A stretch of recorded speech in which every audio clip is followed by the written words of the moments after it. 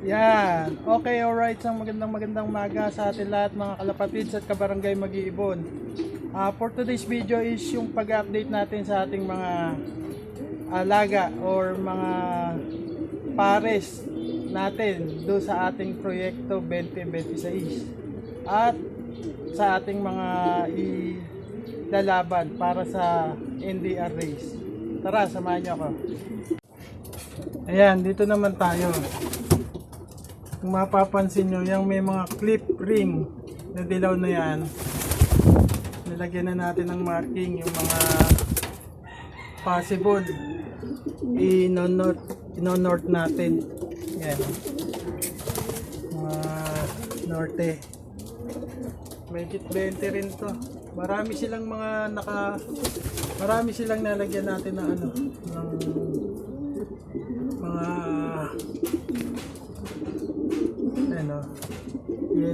yellow clip. Yan. Yan o. Yan yung mga naka-yellow clip na yan. Yan ang mga candidate natin. Yan si puti. Candidate yan for yan. Set course nga rin pala ni Boss Jerry Layo ang mga pang norte na yan para daw pag ikinarga sa truck okay na sila. Yung mga brown. Maya ulit.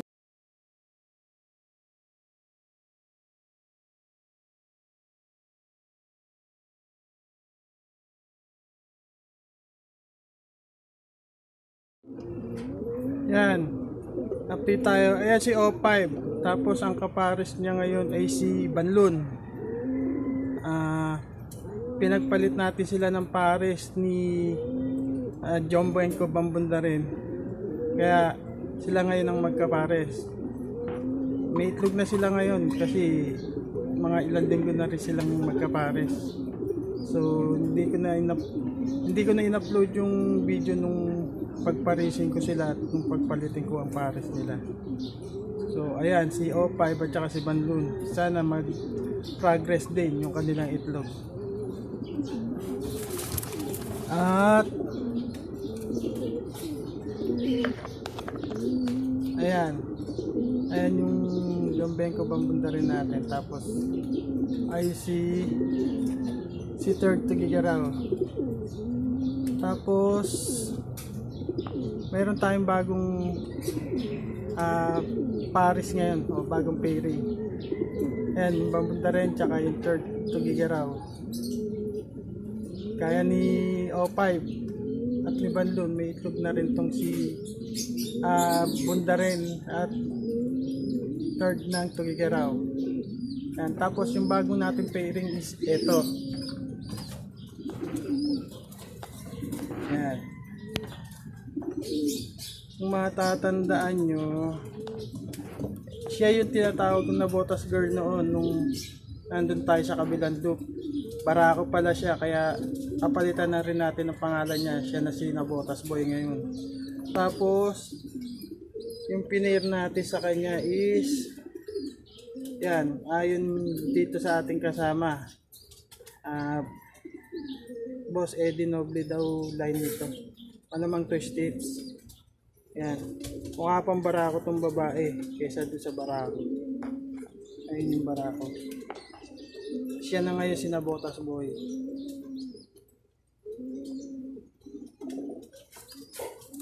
Yan.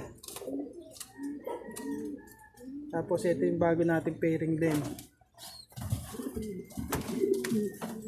Ito dati ko ng ibon to. Yung tinatawag kong Black Vandenbroek. Nag-anak na rin ng mga winner to. Yan. Tapos may pinares tayong red bar. Itong red bar na to is galing kay Ingo Cortez. Umaga, pareho silang Vandenbroek. Red Vandenbroek daw to, sabi ni Ingo. So, may itlog din to. Sana mag-progress din. Sana magtamasa. Umaga. Ayan. Red Vandenbroek.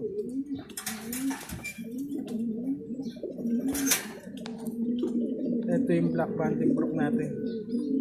Pinir natin dito sa Red Vandenbroek ni Ingo Cortez. So sana mag-progress, magkaroon ng maganda resulta.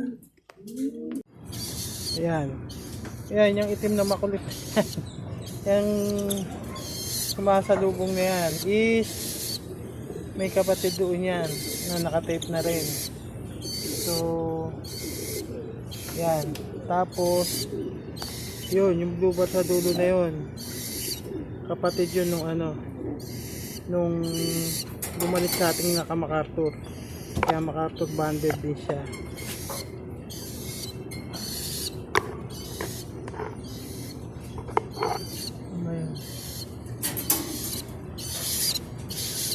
Yan yung blue bar sa sulok na yan, na naka-MacArthur banded din yan, alam ko eh.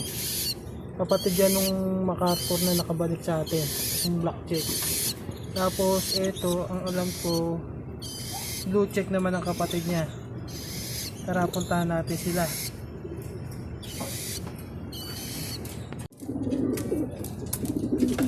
Ayan.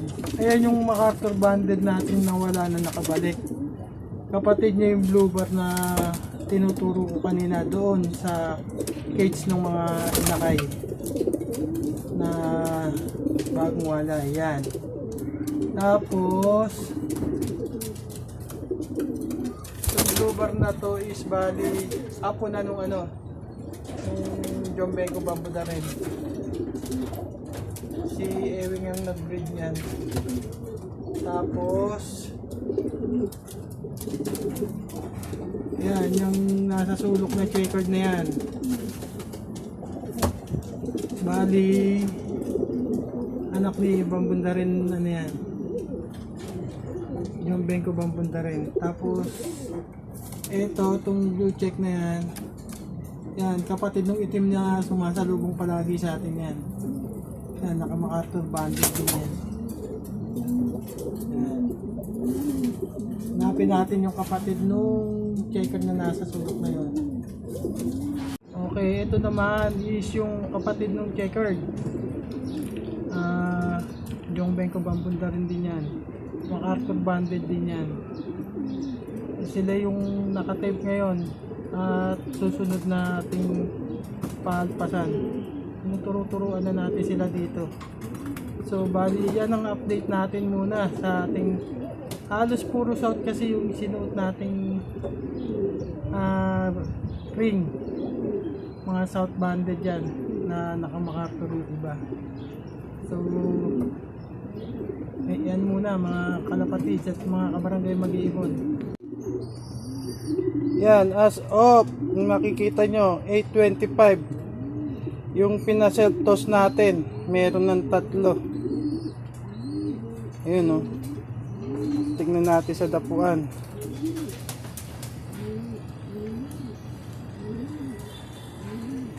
Ayun, puti. Si Tae nakita ko na kanina tsaka si Akwang. Ayan yung, ayun, dumungaw na si Aswang. Yan, bali 4 pa lang yung alam kong nakita ko. Si yung kulay tae, si Akwang, yung puti, at saka yung checkered na may paningit. Biglang dumilim kaya siguro nagkasabog-sabog sila.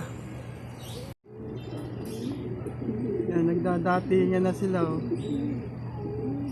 Kaya lang biglang dumilim eh. Sabog-sabog oh.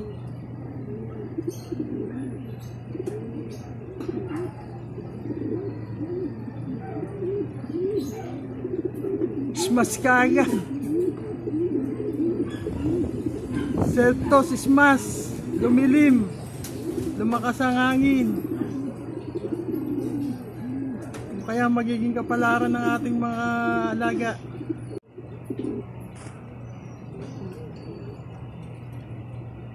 Yan, marami-rami na itong nasa dapuan eh. Meron na rin dyan sa puno. Yan sila, nagkukulitan na sila. Yan na sila puti. Tsaka yung mga brown, tsaka yung puti.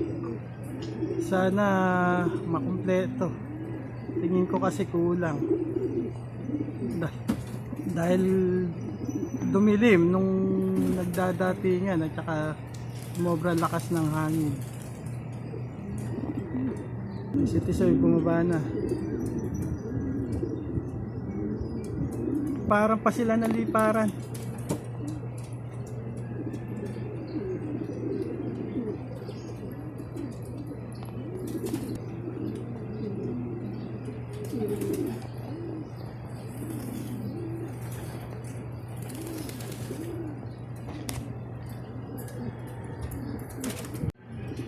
Ayan, nagdadatingan pa lang. Nagbababaan na sila. Dumating na isang matanda. Saka yung kapares niya, ayan.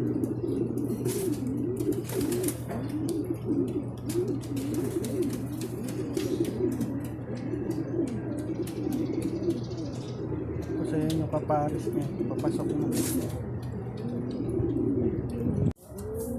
Okay, alright, yan. Halos nagbabaan na yung mga tinraining natin. Gaya ito, itong matanda na to. Ayan yung kaparis niya. Ayun, yung mga brown. Yung si Tisoy.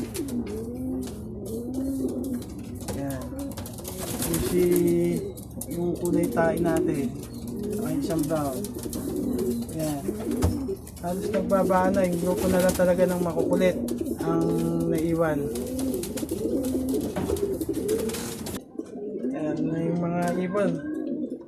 So dito ko na muna tatapusin ang video ito mga kalapatids at kabarangay mag-iibon. At kung bago ka sa aking channel, don't forget to like, share, and comment. Subscribe. Hit the bell notification button para updated sa mga lalabas na video. So hanggang sa muli. Keep safe. Happy flying mga kalapatids at kabarangay mag-ibon. Hanggang sa muli. Ingat. At till next. Bye.